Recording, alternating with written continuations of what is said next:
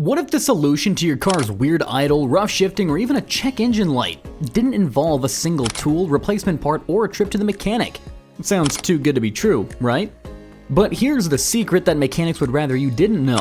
Most modern car problems aren't broken parts. They're bad data. Your vehicle is basically a rolling computer, and just like your phone or laptop, it can glitch. Sensors misfire, modules desync, and suddenly your perfectly good engine feels like it's falling apart.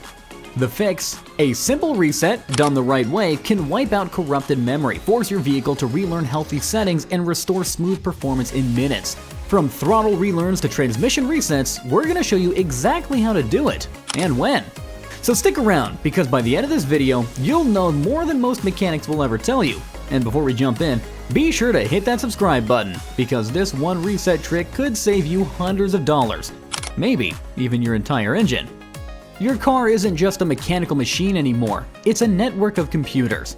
Modern vehicles can have over 50 or more control modules, each responsible for specific functions. Engine timing, throttle response, transmission shifts, air-fuel mixture, even how your headlights behave. And these modules constantly talk to each other, relying on real-time sensor data to make decisions. But just like how your phone freezes or your Wi-Fi stops, these modules can glitch. A dirty sensor, low battery voltage, or even static electricity can corrupt stored data. When that happens, your car may start acting up. A rough idle, hard starts, misfires, random warning lights. Here's what most people don't know. Your car has a kind of memory. It stores adaptive values over time, things like fuel trims, throttle positions, or shift timing, so that it can learn your driving habits. But it sometimes changes, like when you replace a sensor, switch fuel grades, or fix a vacuum leak. Now those old adaptations might fight the new reality, and the result? Your car runs worse after a repair. Now this is where a reset becomes powerful. It clears out old values, resets sensor logic, and forces the car to relearn fresh data. Imagine if you had to write a test with last year's answers. It simply wouldn't work. Same thing goes for your car. That rough idle, it could just be a confused ECU. Weird shifting? Maybe your TCM's stuck using outdated torque maps. In short, resets don't fix broken parts, they just eliminate bad software behavior, which causes symptoms that feel mechanical.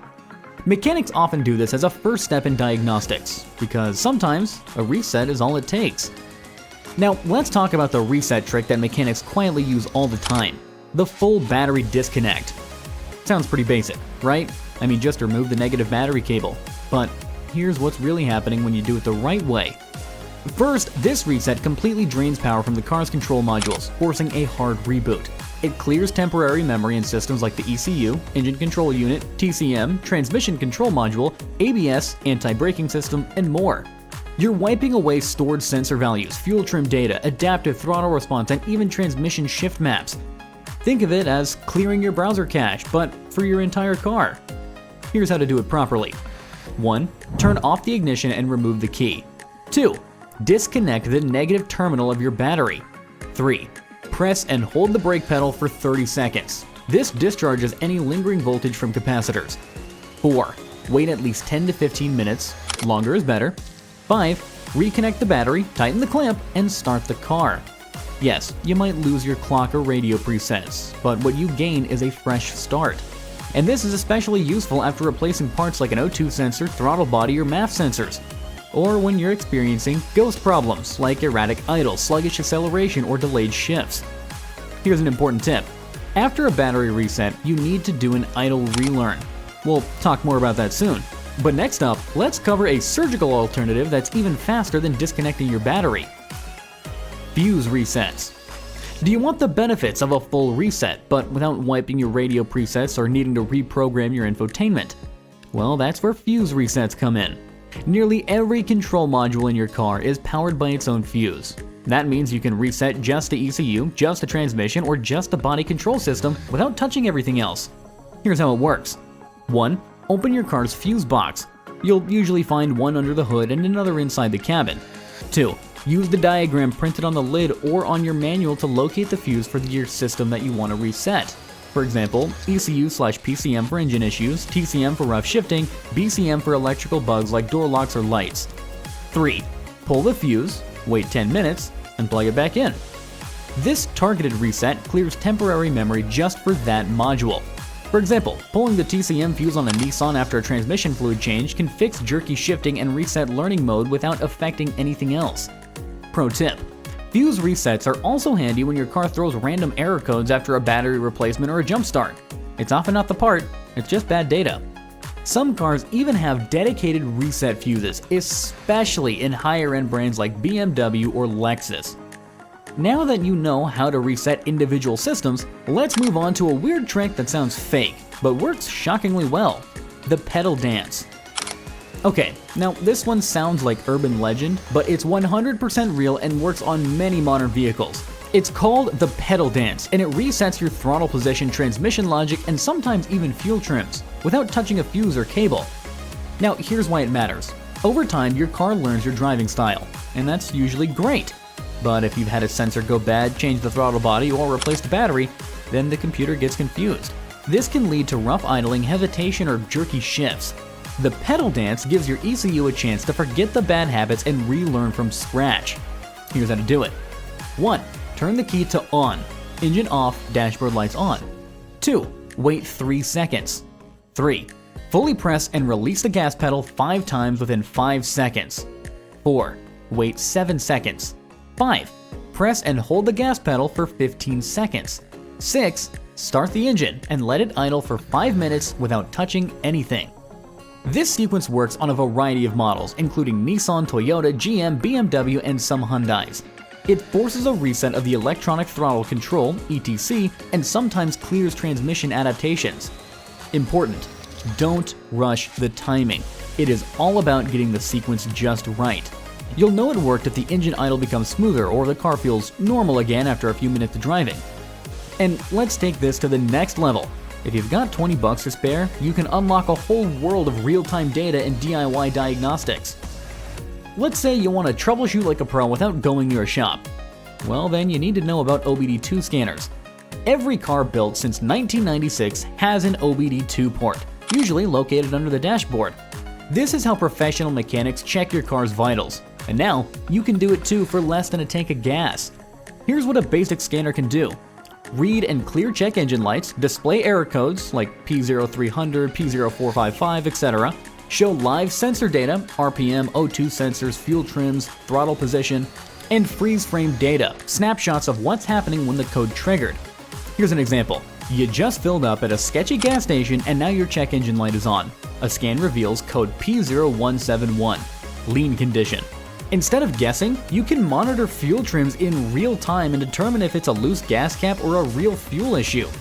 Many modern scanners even connect to your phone via Bluetooth, using apps like Torque, OBD Fusion, or Car Scanner to display rich diagnostic dashboards. Even better, these scanners can confirm whether your resets worked. Clear to code? Now you can watch the O2 sensor or idle RPMs to see if the fix is holding. Pro tip: some models like Blue Driver or Innova even explain the code in plain English and suggest likely fixes. If you're serious about saving money and diagnosing issues fast, an OBD2 scanner is the first tool you should own. But are you ready to go nuclear? Let's explore the deep reset method that clears just about everything, limp mode included. Now, sometimes your car doesn't just act strange, it goes into full-on limp mode. The transmission won't shift past second, the throttle response is lazy, and the dash lights up like a Christmas tree. Now, if you've already tried the pedal dance or scanned for codes but the car still drives like it's possessed, it's time for the nuclear reset, a full system reboot. Here is the deep reset combo that clears out all the junk memory across multiple modules. Step 1. Full disconnect of the battery.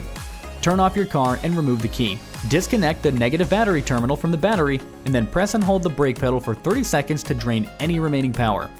Step 2. Pull key module fuses. Locate the fuses for your ECU, engine control unit, TCM, transmission control module, and PCM, powertrain control module.